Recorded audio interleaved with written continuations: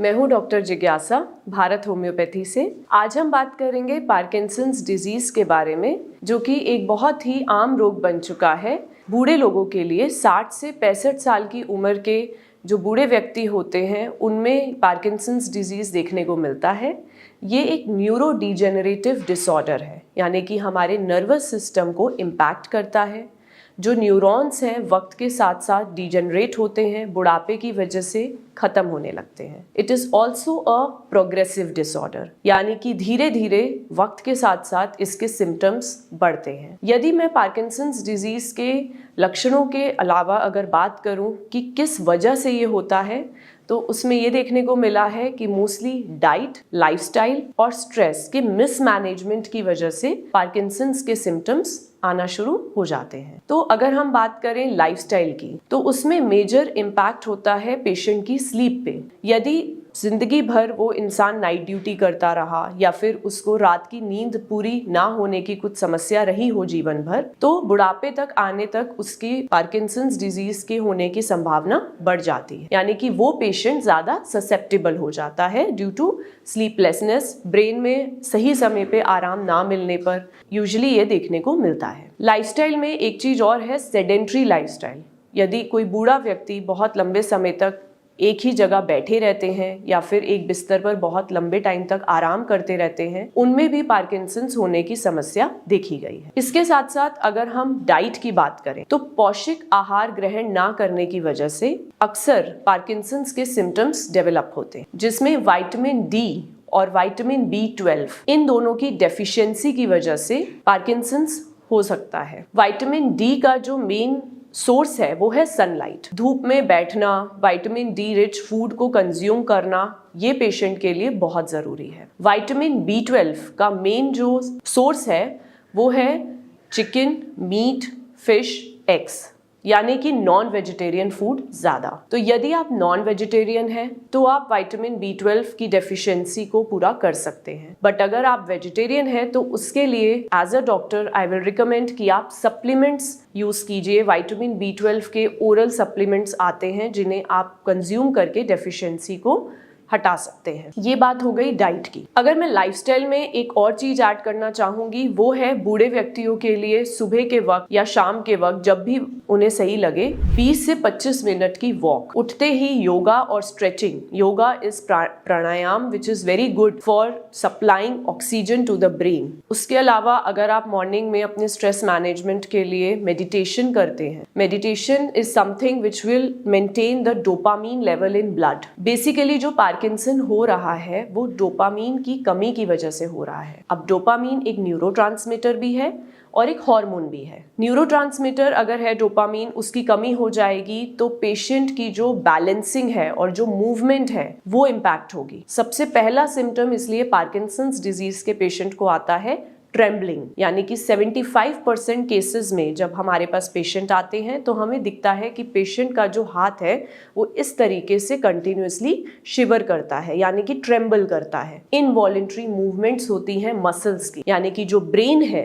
उसमें न्यूरॉन्स के डिजेनरेशन की वजह से स्पाइनल कॉर्ड के थ्रू मसल्स में सिग्नल्स नहीं जा रहे और जिसकी वजह से पेशेंट की इनवॉलेंट्री मूवमेंट्स हो रही हैं, जिसमें आपको ट्रेम्बलिंग सबसे ज़्यादा देखने को मिलेगा। पेशेंट की गर्दन का कंटिन्यूअसली हिलना, उसकी स्लर्ड स्पीच होना, मतलब आवाज़ जो है वो क्लियर नहीं है, क्लैरिटी नहीं है आवाज़ में। तो ये जो 3 तरीके के मैंने आप लोगों को सिम्टम्स बताए, स्पीच में प्रॉब्लम होना, गर्दन का कंटिन्यूअसली हिलना, हाथों पैरों में ट्रेम्बलिंग होना, तो ये होते हैं मोटर सिम्टम्स। जो लक्षण है पार्किंसंस डिजीज के वो 2 तरीके के होते हैं, एक मोटर सिम्टम्स और एक नॉन मोटर सिम्टम्स। अगर मैं बात करूं मोटर सिम्टम्स की, तो उसमें अक्सर ट्रेम्बलिंग और स्लर्ड स्पीच देखने को मिलता है। और यदि मैं बात करूं नॉन मोटर सिम्टम्स की, तो उसमें सबसे ज्यादा कॉमन सिम्टम है कॉन्स्टिपेशन। पेशेंट कंप्लेन करता है कि उसका पेट साफ नहीं हो रहा है, कॉन्स्टिपेटेड है। उसके लिए भी हम रिकमेंड करते हैं एक्सरसाइज,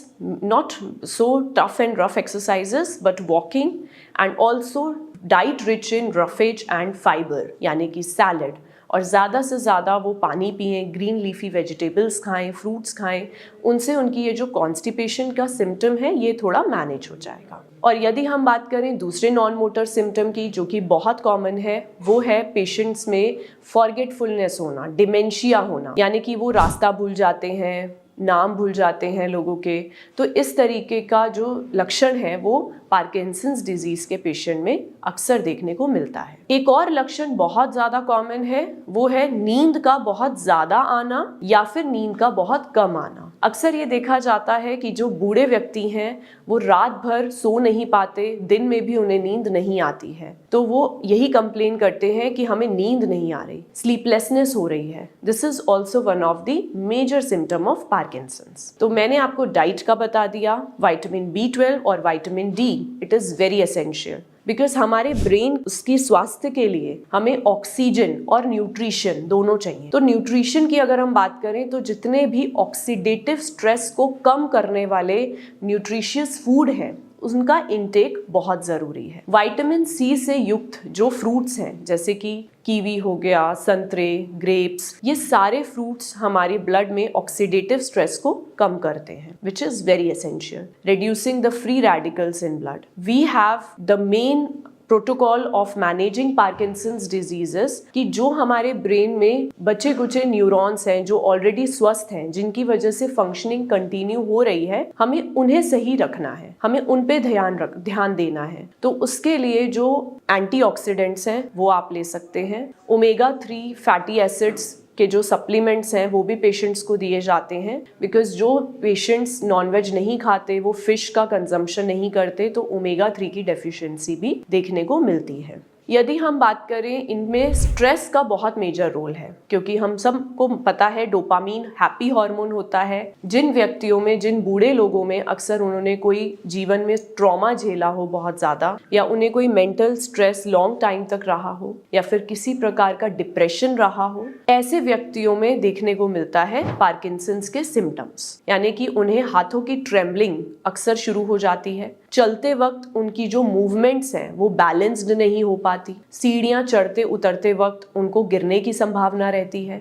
और जब वो चलते हैं तो उनके जो हाथ हैं वो मूव नहीं होते। वॉकिंग के टाइम पे पैर चल रहे हैं बट वो हाथों की कोऑर्डिनेशन नहीं कर पाते। I have already told you that this is a progressive disorder. धीरे धीरे इसका बढ़ना हो रहा है उम्र के साथ साथ। तो यदि कोई पेशेंट मेरे पास 60 साल की उम्र में इनिशियल स्टेज पे आ जाता है तो पार्किंसंस हमारे लिए मैनेज करना और ज़्यादा आसान हो जाता है। परंतु अगर पेशेंट 70 या 75 साल की उम्र में आ रहा है तो पार्किंसंस डिजीज इतनी ज़्यादा प्रोग्रेस कर चुकी होती है कि काफ़ी हद तक न्यूरॉन्स डैमेज हो जाते हैं। तो मैं एज अ डॉक्टर आपको यही सजेस्ट करूंगी कि यदि आपको या आपके परिवार के किसी भी सदस्य को पार्किंसंस की समस्या है तो इसका जितनी जल्दी हो सके आप इलाज लीजिए, तुरंत डॉक्टर से संपर्क कीजिए। आई होप इस वीडियो द्वारा आपको जानकारी पार्किंसंस डिजीज के बारे में मिल गई होगी। यदि आप या आपके कोई परिवार का सदस्य या बुजुर्ग अगर पार्किंसंस डिजीज से परेशान है, इस समस्या से परेशान है, तो आप भारत होम्योपैथी में आइए, संपर्क कीजिए हमें, और इस तरीके की समस्या के इलाज के लिए आप डॉक्टर से कंसल्ट कर सकते हैं। शुक्रिया।